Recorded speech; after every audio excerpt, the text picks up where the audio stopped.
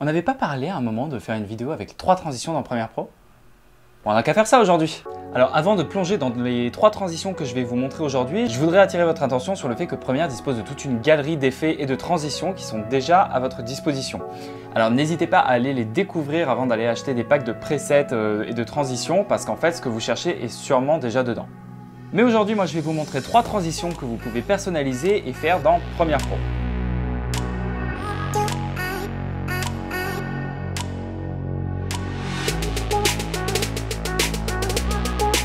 Première transition, le whoosh. C'est une transition qui est connue et peut-être aujourd'hui un peu surexploitée, mais ça reste un outil de narration très efficace. À preuve, je l'utilise moi-même dans certaines de mes vidéos. Le secret en fait, c'est de ne pas en abuser. On commence avec un premier calque d'effet que l'on place au-dessus de nos 2 plans. Quelques images suffisent. Sur ce calque, on va venir ajouter l'effet multiplication. On va définir le nombre de multiplications sur 3 et on va ajouter des effets miroirs. On va ensuite ajuster les effets miroirs de façon à ce que tous les bords soient lissés entre eux. Pour créer cet effet, vous aurez besoin d'ajouter 4 effets miroirs avec des réglages différents. Voici les réglages pour une séquence en 1920 par 1080.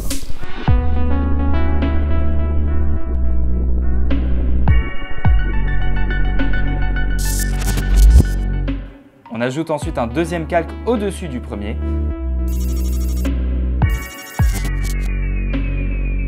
Sur lequel on applique un effet transformation. Et c'est cet effet-là qu'on va animer pour faire notre transition.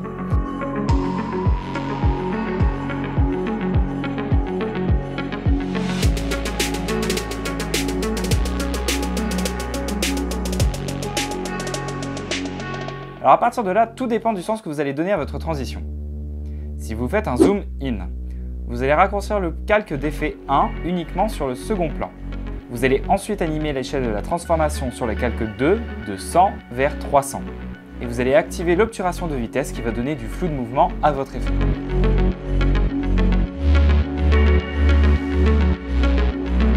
Si vous faites un zoom out, même technique que pour le zoom in, vous allez juste inverser le tout. Le calque 1 va sur le premier plan et l'effet transformation va de 300 vers 100.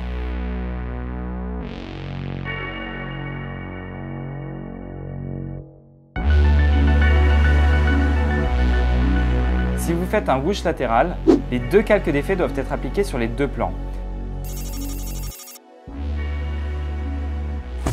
Vous allez laisser l'échelle à 300 et animer uniquement la position.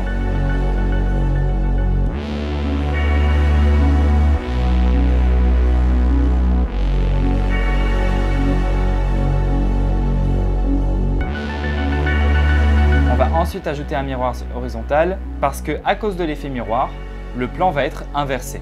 Donc rajouter un miroir horizontal permet de remettre le plan dans le bon sens.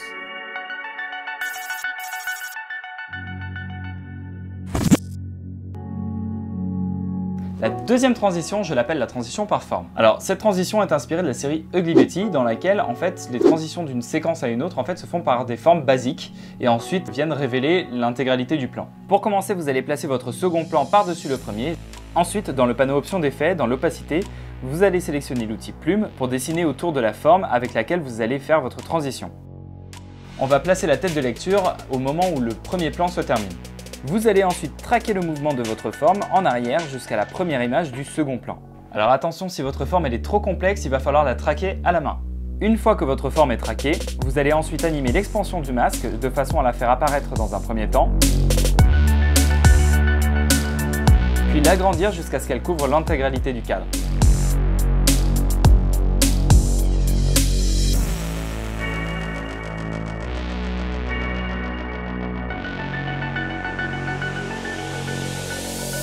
Dernière transition qui est aussi très connue dans tout ce qui est travel vlog, etc. C'est la transition par Luma.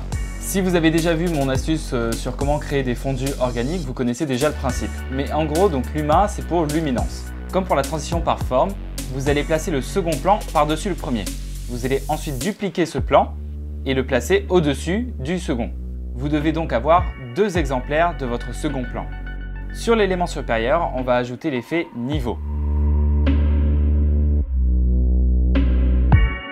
On va d'abord animer l'entrée de noir et la sortie de blanc.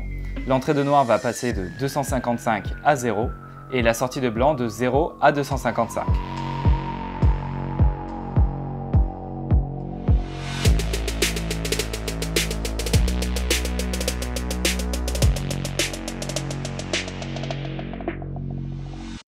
On va ensuite animer le niveau d'entrée de blanc de 255 vers 0. Vous devriez partir d'une image complètement noire vers une image complètement blanche. Si ce n'est pas le cas, animez aussi les niveaux de sortie de noir de 0 vers 255. On va ensuite ajouter l'incrustation cache de piste sur le plan inférieur.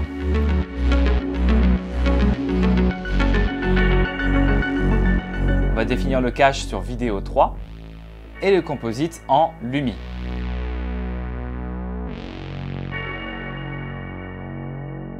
Alors petit bonus, vous pouvez enregistrer vos effets comme des préconfigurations.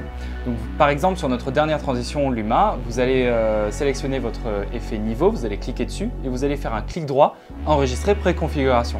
Vous allez lui donner un nom et une description si vous voulez et vous allez cliquer sur OK. Et ensuite quand vous allez dans votre panneau d'effets, vous pouvez retrouver dans préconfiguration votre effet préconfiguré. Et si vous le glissez sur un nouveau plan, vous allez retrouver l'effet niveau avec les points clés qui sont déjà mis en place. Voilà, c'est tout pour moi. Ciao!